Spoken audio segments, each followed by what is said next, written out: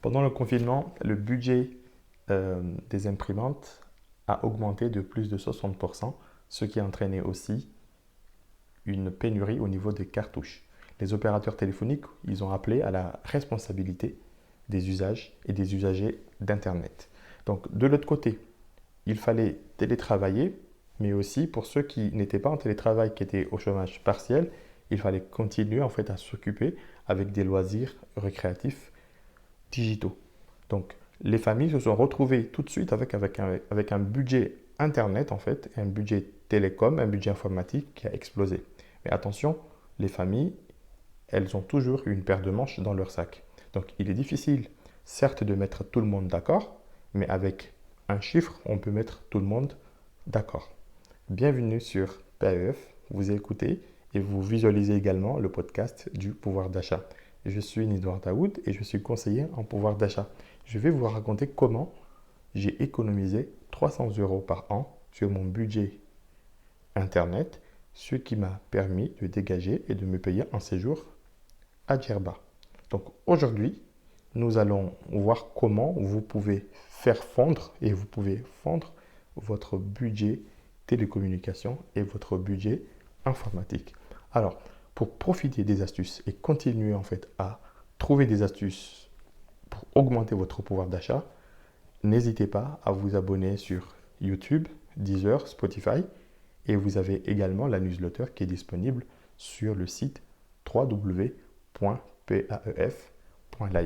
Donc aujourd'hui, en fait, le sujet va concerner comment obtenir des gains de pouvoir d'achat dans les abonnements téléphoniques, dans le budget informatique de la famille. Alors, dans un premier temps, on va voir aujourd'hui comment cette astuce va vous permettre non seulement de baisser le coût de vos coûts de télécommunication, mais tout en profitant de nouveaux forfaits et aussi des forfaits qui intègrent les nouveaux usages dans les télécommunications.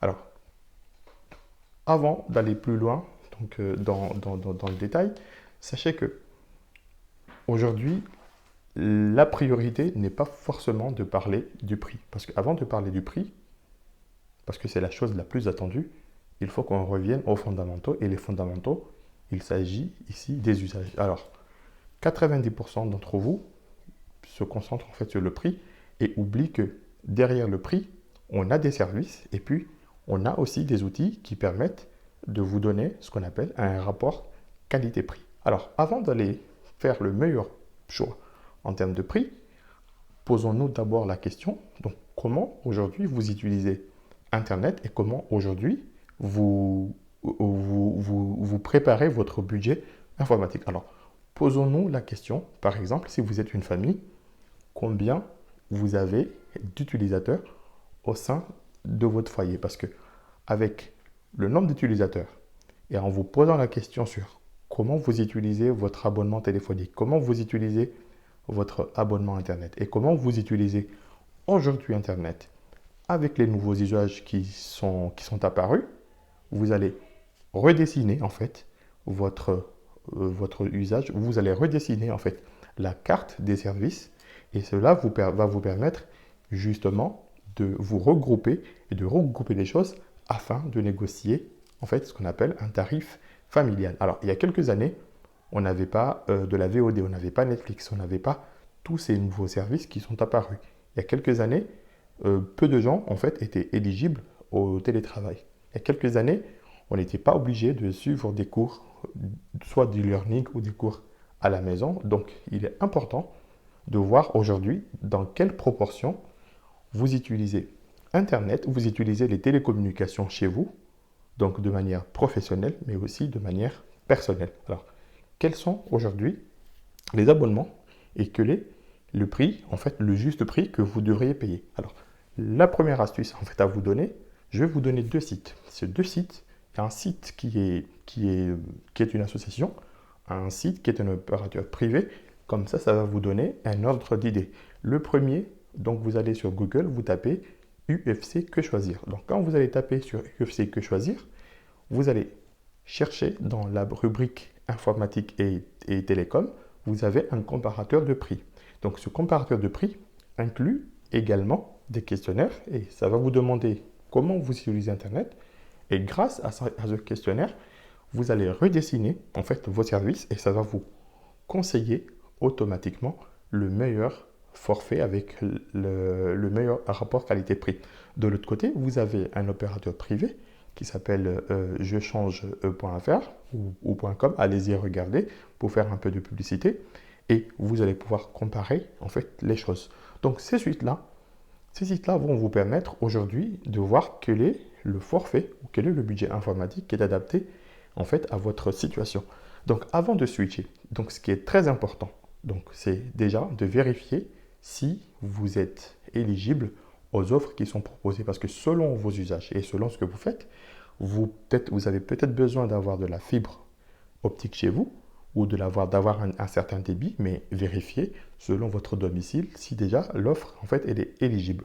Donc, et avant d'aller regarder en fait et d'être attiré par un coût qui est très bas, donc il est très important de comparer les services, de comparer aussi les usages. Si au sein de votre foyer, vous avez des étudiants ou vous-même vous partez souvent à l'étranger, donc même s'il y a le roaming en fait en Europe, si vous partez hors Europe en fait, et combien en fait de personnes sont amenées à partir hors Europe, comment vous utilisez Internet? Est-ce que vous êtes plutôt Netflix avec votre téléphone? Est-ce que vous regardez des séries? Est-ce que vous faites beaucoup de téléchargements? Donc avant de choisir quoi que ce soit, donc faites un bilan et puis optez pour un rapport qualité-prix qui est très intéressant. Et puis sachez qu'aujourd'hui, ces mêmes opérateurs vous proposent non seulement de switcher en fait avec un abonnement en ligne, mais vous proposent également des bons de réduction qui peuvent aller jusqu'à 100 euros pour changer aujourd'hui en fait d'opérateur. Donc il est très important donc de se demander voilà donc comment je puis fondre justement un prix individuel de 60 à le ramener jusqu'à peut-être à 40 ou à 30 et en vous posant les bonnes questions. Et puis en termes d'usage aussi, il est aussi important de savoir que les opérateurs mettent des services, que ce soit en utilisant du filaire ou en utilisant du Wi-Fi. Mais ça, c'est leur domaine. Ils vont pouvoir vous expliquer les choses. Donc ça, c'est au niveau donc, de ces deux sites où vous pouvez dessiner et redessiner vos offres pour faire baisser votre facture. Mais il y a aussi un élément très important. Là, on a parlé de ce qu'on appelle le jus, on a parlé de ce qu'on appelle le débit, les forfaits qui sont adaptés. Mais sachez que vous utilisez des équipements, ce que les Anglais appellent device, ces équipements, pour vous connecter. Alors, ces équipements-là, ce sont des équipements informatiques. Il y a le smartphone qui est la star, qui est le roi des équipements aujourd'hui, mais aux côtés de cela, donc pour continuer à faire du téléenseignement, à faire de l'enseignement à distance, à suivre des cours ou même à suivre des formations, vous avez aujourd'hui les ordinateurs et aussi les imprimantes. Sachez qu'aujourd'hui, vous avez donc des sites qui vous proposent justement d'acheter ce qu'on appelle des produits reconditionnés. Ces produits reconditionnés, j'ai abordé le sujet dans un précédent épisode en fait sur le podcast sur comment mieux profiter de votre consommation, comment changer votre comportement en matière de consommation. Donc aujourd'hui, l'offre reconditionnée en fait propose deux avantages. À la fois donc un avantage qui est en termes de prix, ce qui n'est pas négligeable parce que vous avez des prix qui sont plus bas de 30 à 50% moins chers que les prix habituels. Mais vous avez aussi un autre axe qui n'est pas négligeable pour ceux qui s'intéressent en fait à une démarche écologique. Donc ce sont des équipements de seconde main. Attention, il n'y a rien de péjoratif, c'est juste que ce sont des équipements qui ont été utilisés une première fois à qui on a reconditionné, on a réparé, on a remplacé les équipements qui étaient obsolètes et qu'on vous propose aujourd'hui de nouveaux équipements avec des garanties. Alors dans la téléphonie, aujourd'hui, sachez qu'on peut recycler 80% des téléphones, ce qui est énorme. Donc avant de jeter vos téléphones, peut-être que vous pouvez le revendre et tirer en fait un prix. Et ce n'est pas moi qui le dis. Donc vous avez des sources très officielles comme l'ADEME, donc une agence très officielle qui le propose. Sachez également que vous n'êtes pas forcément obligé d'acheter des téléphones de marque. Vous avez aujourd'hui en fait une marque de téléphone qui s'appelle Fairphone, donc Fairphone. Donc cette marque de téléphone propose en fait un téléphone qui est conditionné et qui est réparable. Donc si vous avez un écran ou vous avez une batterie ou une pièce qui est défectueuse, sachez que vous pouvez le remplacer. Donc Un téléphone type iPhone ou Samsung, donc il est aux alentours de 800 euros en moyenne avec les nouveaux téléphones qui sortent. Or, aujourd'hui, avec un Fairphone, vous avez des prix jusqu'à 400 euros. Et puis, sachez que aussi, vous avez des sites qui vous proposent en fait aujourd'hui des téléphones ou des offres reconditionnées comme Certideal, Remade, où vous avez des opérateurs téléphoniques ou les magasins habituels tels que Leclerc, Carrefour, Auchan.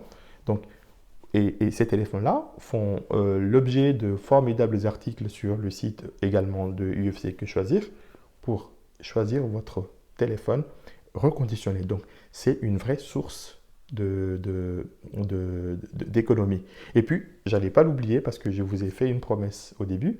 Donc, aujourd'hui, le confinement a fait exploser de nouveaux usages. Donc, on utilise différemment, on a une approche différente et ça nous a permis de nous poser la question si nous sommes aussi informatisés, nous sommes aussi digitalisés, parce que c'est le terme qui est à la mode.